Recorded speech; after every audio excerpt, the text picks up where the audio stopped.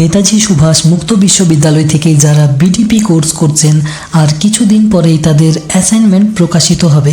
এমন অনেক ছাত্রছাত্রী আছেন যারা এখনও স্টাডি মেটেরিয়ালস হাতের কাছে পাননি। আবার এমনও অনেক ছাত্রছাত্রী আছেন যাদের কাছে স্টাডি মেটেরিয়াল তো এসেছে, কিন্তু সংক্ষিপ্ত প্রশ্নোত্তরগুলো রেডি করতে পারছেন না। তাই ছাত্রছাত্রীদের কথা ভেবে বিডিপি কোর্সের জন্য বেশ কিছু সংক্ষিপ্ত এবং মডেল প্রশ্নোত্তর দেওয়া হবে এই সিরিজের ভিডিওগুলিতে।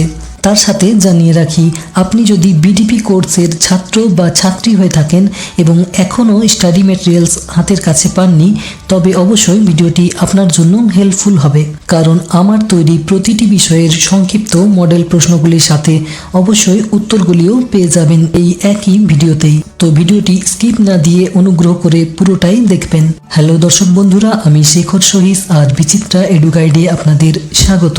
ফাইনাল পরীক্ষার জন্য সম্পূর্ণ কম্পিউটার টাইপিং সাজেস্টিভ নোটস পেতে যোগাযোগ করুন বিচিত্রা এডু গাইডের হেল্পলাইন নাম্বারে, কিংবা কমেন্ট করে জানাতে পারেন কমেন্ট বক্সে। সাজেস্টিভ নোটসগুলি হ্যান্ড টু হ্যান্ড, কুরিয়ার এবং পিডিএফ এর মাধ্যমে পাঠানোর ব্যবস্থা রয়েছে। প্রয়োজন থাকলে যোগাযোগ করতে পারেন। তো এখন যে বিষয়ের জন্য সংক্ষিপ্ত প্রশ্নোত্তরগুলি দেওয়া হবে সেটি হলো বিডিপি পার্ট 2 এর ইবিজি 5 অর্থাৎ বাংলা পঞ্চম পত্র। তো চলুন শুরু করা যাক। প্রথম প্রশ্ন, প্রবন্ধ কথাটির মূল অর্থ কি? কত ধরনের প্রবন্ধ রয়েছে? তো উত্তরটি হবে, প্রবন্ধ কথাটির মূল অর্থ হলো প্রকৃষ্ট বন্ধন। মোট 2 ধরনের প্রবন্ধ রয়েছে, রচয়িতার মানুষ ও ব্যক্তিভিত্তিক এবং বিষয়বস্তু ভিত্তিক। পরের প্রশ্ন, গীতিকাব্য সমাসবদ্ধ পদটির বিগ্রহ বাক্যটি কি? উত্তরটি হবে, যা গীত তাই কাব্য। পরের প্রশ্ন, বঙ্গদর্শনের কোন সংখ্যায় গীতিকাব্য প্রবন্ধটি বের হয়? উত্তরটি হবে বৈশাখ 1280 বঙ্গাব্দের সংখ্যায়। পরের প্রশ্ন, আদিতম গীতি কবিতার নিদর্শন মিলেছে কোথা থেকে? উত্তরটি হবে ইজিপ্টের পিরামিড সাহিত্য থেকে। পরের প্রশ্ন, ভারতবর্ষের স্বাধীনতা এবং পরাধীনতা কোন নামে এবং বঙ্গদর্শনের কোন সংখ্যায় প্রকাশিত হয়? উত্তরটি হবে, প্রকাশকালে প্রবন্ধটির নাম ছিল প্রাচীন ও আধুনিক ভারতবর্ষ স্বাধীনতা। প্রকাশকাল 1280 বঙ্গাব্দ। সম্পাদনায় ছিলেন বঙ্কিমচন্দ্র। বঙ্গদর্শন পত্রিকার সম্পাদক ছিলেন বঙ্কিমচন্দ্র। পরের প্রশ্ন, ভারতবর্ষের স্বাধীনতা এবং পরাধীনতা প্রবন্ধটি কোন গ্রন্থের অন্তর্ভুক্ত? তো এটির উত্তর হবে বিবিধ প্রবন্ধ। পরের প্রশ্ন, ইন্ডিপেন্ডেন্স ও লিবার্টি শব্দ দুটির অর্থ কি? উত্তরটি হবে, ইন্ডিপেন্ডেন্স কথাটির অর্থ স্বাধীনতা এবং লিবার্টি শব্দটির অর্থ স্বতন্ত্রতা। পরের প্রশ্ন, বঙ্কিমচন্দ্র রচিত ইংরেজি উপন্যাস রাজমোহনস ওয়াইফ কোন পত্রিকায় প্রকাশিত? উত্তরটি হবে কিশোরীচাঁদ মিত্র সম্পাদিত ইন্ডিয়ান ফিল্ড পত্রিকায় প্রকাশিত। পরের প্রশ্ন, বঙ্কিমচন্দ্রের জন্ম ও মৃত্যু সাল লিখুন। উত্তরটি হবে, জন্মসাল হলো 1838-এর 26শে জুন এবং মৃত্যু সাল হলো 1894 8ই এপ্রিল। পরের প্রশ্ন, বঙ্কিমচন্দ্র রচিত কয়েকটি উপন্যাসের নাম লিখুন। তো উত্তরটি হবে দুর্গেশ নন্দিনী, কপালকুণ্ডলা, বিষবৃক্ষ প্রভৃতি উল্লেখযোগ্য। পরের প্রশ্ন, বঙ্কিমচন্দ্রের জন্মস্থান কোথায়? তার উপাধি কি? উত্তরটি হবে, বঙ্কিমচন্দ্রের জন্মস্থান হলো উত্তর 24 পরগনার নৈহাটি শহরের কাঁঠালপাড়া এবং তার উপাধি ছিল সাহিত্য সম্রাট। পরের প্রশ্ন, কালান্তর প্রবন্ধটি কবে কোন পত্রিকায় প্রকাশিত হয়? তো কালান্তর প্রবন্ধটি পরিচয় পত্রিকায় প্রকাশিত 1340 বঙ্গাব্দের শ্রাবণ সংখ্যায়। পরের প্রশ্ন, কালান্তর কথাটির অর্থ কি? উত্তরটি হবে এক যুগ অতিবাহিত হয়ে আরেক যুগের আগমন। পরের প্রশ্ন, রবীন্দ্রনাথের কয়েকটি রাজনীতি বিষয়ক প্রবন্ধের নাম লিখুন। উত্তর হবে সভ্যতার সংকট, কালান্তর, রাজা প্রজা, সমূহ, আত্মশক্তি এবং কর্তায় ইচ্ছায় কর্ম। পরের প্রশ্ন, ভারতবাসীর চিত্তকে সে সর্বদিক থেকে উন্মুক্ত করে দিল, সে কে? তো সে বলতে এখানে ইংরেজগণকে বলা হয়েছে। পরের প্রশ্ন, ইংরেজ এলো ড্যাশের চিত্তদূত হয়ে।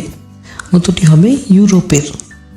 পরের প্রশ্ন, নতুন শাসনে যে আইন এলো তার মধ্যে একটি বাণী আছে, বাণীটি কি? উত্তর হবে বাণীটি হলো ব্যক্তিভেদে অপরাধের ভেদ ঘটে না। পরের প্রশ্ন, তখনকার বাংলা সাহিত্যে প্রধানত দুই ভাগ ছিল, ভাগগুলি কি কি? উত্তরটি হবে মঙ্গল কাব্য এবং বৈষ্ণব পদাবলী। পরের প্রশ্ন, স্বাধীনতার পরিবর্তে ইংরেজ ভারতবাসীদের কি দিয়েছিল? উত্তরটি হবে ল অ্যান্ড অর্ডার, অর্থাৎ বিধি এবং ব্যবস্থা।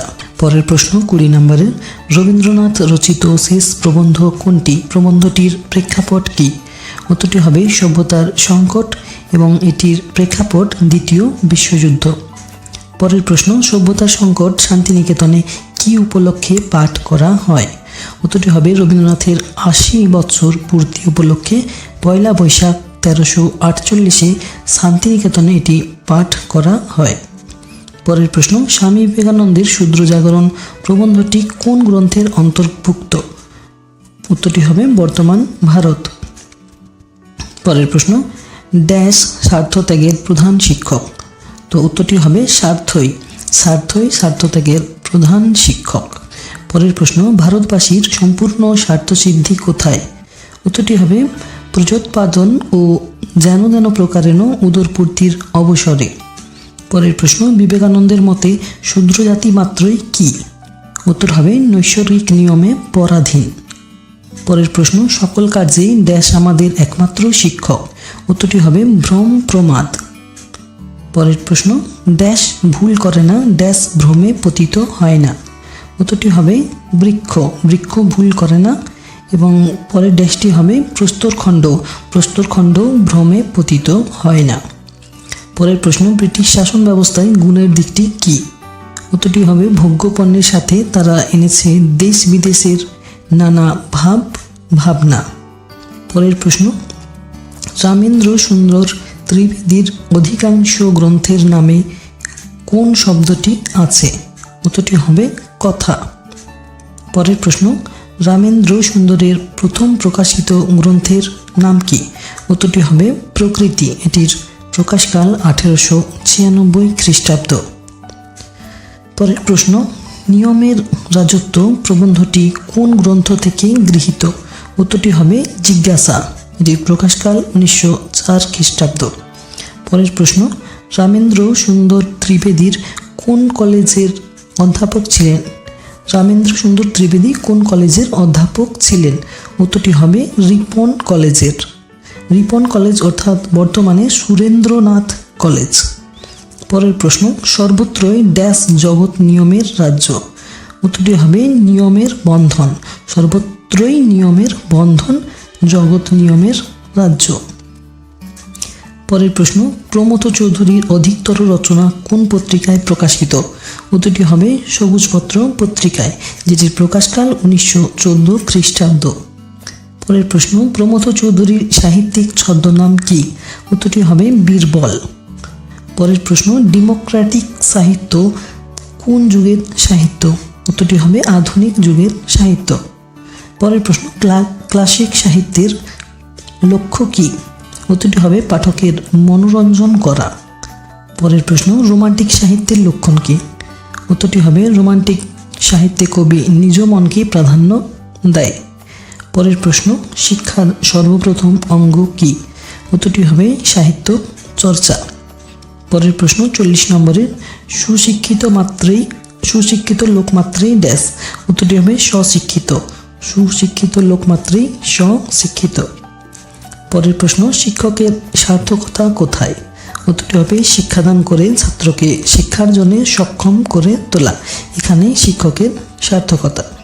পরের প্রশ্ন, সভ্যতা ও সংস্কৃতি শব্দ দুটির ইংরেজি প্রতিশব্দ কি? উত্তরটি হবে সভ্যতার ইংরেজি প্রতিশব্দ সিভিলাইজেশন এবং সংস্কৃতি শব্দটির ইংরেজি প্রতিশব্দ কালচার। পরের প্রশ্ন 43 নম্বরের, সংস্কৃতির বিবর্তন কার লেখা, প্রকাশকাল কত? উত্তরটি হবে অন্নদাশঙ্কর রায়ের লেখা প্রবন্ধ, প্রকাশকাল 1984 খ্রিস্টাব্দ। পরের প্রশ্ন, অন্নদাশঙ্কর রায়ের ছদ্মনাম কি? তার ভ্রমণ ও প্রবন্ধ পুস্তক সংখ্যা কত? তো তো অন্নদাশঙ্কর রায়ের ছদ্মনাম হলো লীলাময় রায় এবং তার বিদেশিনী স্ত্রীরও নাম ছিল লীলা রায়। তার ভ্রমণ ও প্রবন্ধ পুস্তক সংখ্যা হলো 52টি। পরের প্রশ্ন, ইংরেজ শাসনের প্রথম 80 বছর কোন ভাষা চলিত ছিল? উত্তরটি হবে ফার্সি ভাষা।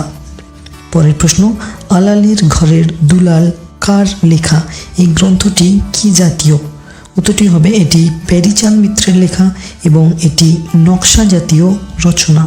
পরের প্রশ্ন, চড়ক প্রবন্ধটি কোন গ্রন্থের অন্তর্গত? এটি কার রচনা? উত্তরটি হবে হুতম প্যাঁচার নকশা গ্রন্থের অন্তর্গত। রচয়িতা হলেন কালীপ্রসন্ন সিংহ। পরের প্রশ্ন, কালীপ্রসন্ন প্রবর্তিত ছন্দ পরবর্তীতে কি নামে চিহ্নিত হয়? উত্তরটি হবে গৈরিস ছন্দ। পরের প্রশ্ন, চড়ক প্রবন্ধে কোন বৎসরের উল্লেখ রয়েছে? উত্তরটি হবে 1202 সাল। পরের প্রশ্ন, আজ নীলের রাত্রির তাতে আবার ড্যাশ? উত্তরটি হবে শনিবার। আজ নীলের রাত্রির তাতে আবার শনিবার। পরের প্রশ্ন, মার্ক টুয়েনের কি দেখবার মতো ছিল? উত্তরটি হবে লাইব্রেরি খানা। পরের প্রশ্ন, আল্লামা বিল কলমি কথাটির অর্থ কি? উত্তরটি হবে আল্লাহ মানুষকে জ্ঞান দান করেছেন কলমের মাধ্যমে। পরের প্রশ্ন, বইখানা অনন্ত যৌবনা যদি তেমন বই হয় কার উক্তি? উত্তরটি হবে ওমর খৈয়ামের উক্তি। পরের প্রশ্ন, সেও তো ওর একখানা রয়েছে কার উক্তি? কি থাকার কথা বলা হয়েছে? উত্তরটি হবে এটি ধনী গরবিনীর উক্তি, একখানা ভালো বই থাকার কথা বলা হয়েছে। পরের প্রশ্ন, বইয়ের প্রকৃত সম্মান করতে জানে কারা? উত্তরটি হবে ফ্রান্স। পরের প্রশ্ন, প্যারাডাইজ লস্ট কার লেখা? উত্তরটি হবে জন মিল্টনের। পরের প্রশ্ন, মনুষ্য মাত্রই পতঙ্গ কার মনে হয়েছে? উত্তরটি হবে কমলাকান্তের। এটি পতঙ্গ প্রবন্ধ থেকে নেওয়া হয়েছে। পরের প্রশ্ন, কমলাকান্ত কার বৈঠকখানায় বসেছিলেন? উত্তরটি হবে নসিরাম বাবুর। পরের প্রশ্ন, আমি আলোর সঙ্গে কথা কহিতেছি তুমি চুপ করো কে কাকে উদ্দেশ্য করে বলেছে? উত্তরটি হবে পতঙ্গ কমলাকান্তকে উদ্দেশ্য করে একথা বলেছে। পরের প্রশ্ন, কিন্তু সকলেই পতঙ্গের ডানা লইয়া জন্মায় নাই কার লেখা কোন প্রবন্ধের অন্তর্গত? উত্তরটি হবে এটি রবীন্দ্রনাথ রচিত বাজে কথা প্রবন্ধের অন্তর্গত। এই প্রবন্ধটি বিচিত্র প্রবন্ধ গ্রন্থের অন্তর্গত। 1907 সালে এটির প্রকাশ। তো এই ছিল বিডিপি দ্বিতীয় বর্ষের বাংলা পঞ্চম পত্রের কিছু সম্ভাব্য ও সংক্ষিপ্ত প্রশ্নোত্তর। বাকি বিষয়ের প্রশ্নোত্তরগুলির জন্য চেক করুন ডেসক্রিপশন বক্স। ভবিষ্যতে এই ধরনের আরও আপডেট পেতে চ্যানেলটিকে অবশ্যই সাবস্ক্রাইব করে সাথে সাথে বেল আইকনটি প্রেস করে দেবেন এবং অল নোটিফিকেশান অন করে রাখবেন যাতে পরের ভিডিও নোটিফিকেশানটি পেয়ে যান সবার আগে। তো আজকের আপডেট এই পর্যন্তই। আসছি নতুন কোনো সাজেশন বা গাইড সংক্রান্ত ভিডিও নিয়ে। সকলেই ভালো থাকুন, সুস্থ থাকুন এবং হাসি খুশি থাকুন।